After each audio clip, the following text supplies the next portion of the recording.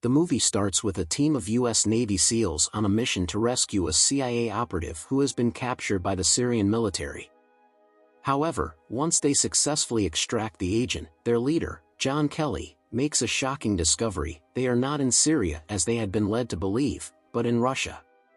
Realizing the severity of their mistake, the team decides to retreat immediately. However, before they can leave, they come under heavy fire from enemy forces armed with RPGs. One of the blasts creates a hole in the floor, sending Kelly and his team crashing down to a lower level. Despite the unexpected attack, Kelly quickly regains his footing and retaliates, launching a counteroffensive while Robert, a CIA operative assigned to the mission, focuses on getting the hostage to safety. After a fierce battle, Kelly and the remaining team members successfully eliminate the enemy soldiers. With the mission compromised, they rush to the extraction point, where a waiting helicopter is prepared to evacuate them.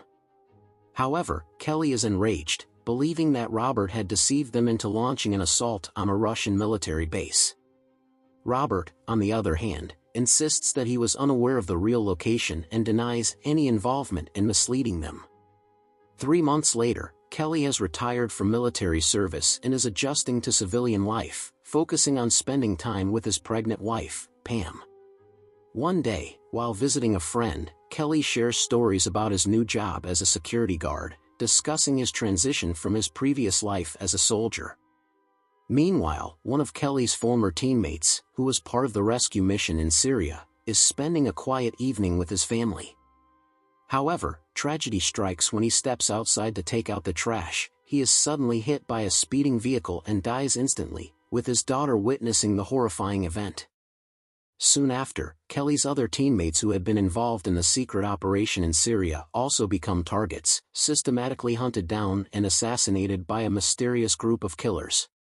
One night, while Kelly and his wife are getting ready for bed in their upstairs bedroom, he struggles with insomnia and decides to go downstairs for a snack and to listen to some music. Without warning, the power in their house goes out, and armed intruders break in, moving toward the bedroom where Pam is sleeping. Hearing suspicious noises from upstairs, Kelly immediately grabs his firearm and prepares to confront the unknown assailants. He engages in a brutal firefight, taking down multiple attackers, but is seriously wounded in the process. One of the intruders, after running out of bullets, manages to escape. The next day, Kelly wakes up in the hospital, where he is met with devastating news: his wife and their unborn child were both killed in the attack. Overcome with grief and rage, he pleads with Karen, his former SEAL commander, to give him the names of those responsible. However, Karen informs him that the case is still under investigation and that she does not yet know the identities of the attackers. Days later, Karen is called to a confidential meeting in Washington, D.C., attended by Robert and Secretary of Defense Thomas Clay. During the discussion, Robert reveals that the individuals responsible for the attack on Kelly's family were Russian operatives linked to the Federal Security Service, FSB, of Russia. Their attack was in retaliation for Kelly's team's assault on the FSB base in Aleppo, Syria. However, in order to prevent escalating tensions with Russia, the U.S. government has decided to quietly close the case. Karen struggles with this decision, knowing it means justice will not be served.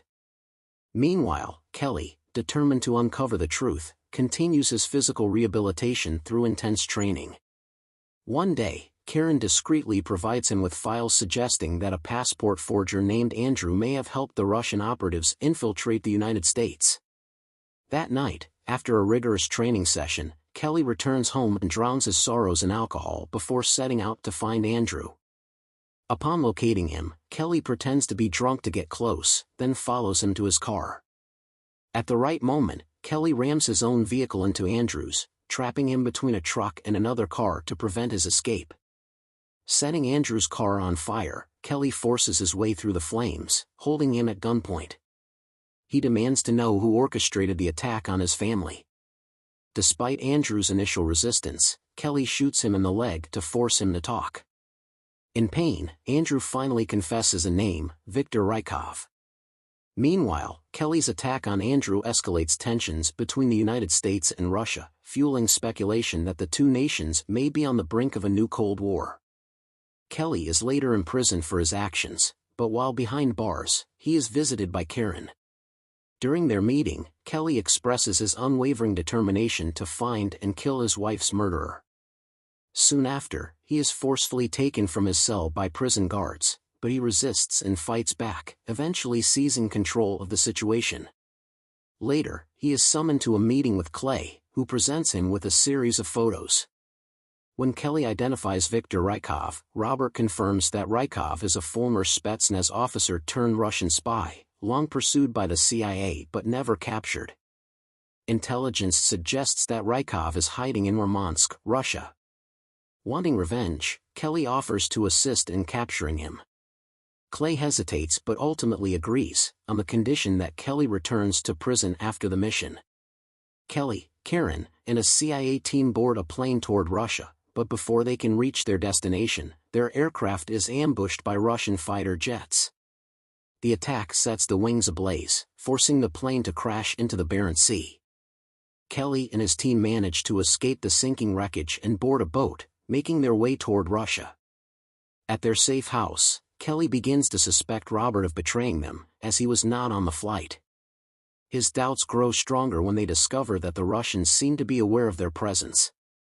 Eventually, Kelly confronts Robert in Murmansk, accusing him of working with the Russians. However, Robert defends himself, explaining that he only came to Murmansk after learning about the plane attack, believing Kelly and his team were dead. His intention had been to kill Rykov, knowing his location. Convinced of Robert's loyalty, Kelly reconciles with him, and they proceed with their mission. That evening, the team launches an assault on Rykov's hideout, only to find him waiting for them. Wearing a suicide vest, Rykov reveals that they have been manipulated by powerful forces in the US government to provoke war with Russia. Before they can react, Rykov detonates the vest, causing a massive explosion. Though Kelly and his team survive, they come under sniper fire, losing one of their members and 2 Russian officers. Kelly eventually eliminates the sniper, but Russian forces surround the building, forcing him to create a distraction so his team can escape. Engaging in a brutal gunfight, he ultimately disguises himself as a Russian soldier to flee. Upon reuniting with his team, Kelly, despite his injuries, helps them escape Russia by sea. Realizing they have been used as pawns, Robert suggests that Kelly fake his own death to uncover the true mastermind. In Washington, Kelly kidnaps Clay and forces him to confess. Clay reveals that the US government had orchestrated events to justify war with Russia, boosting the nation's economy and global influence. Enraged, Kelly drives his car into the Potomac River with Clay still inside, ensuring his demise. Days later, Clay's death is ruled a suicide, and he is given a military funeral. Meanwhile, Kelly, presumed dead, is buried beside his wife. With Robert's help, he adopts a new identity and disappears, leaving America behind to start a new life.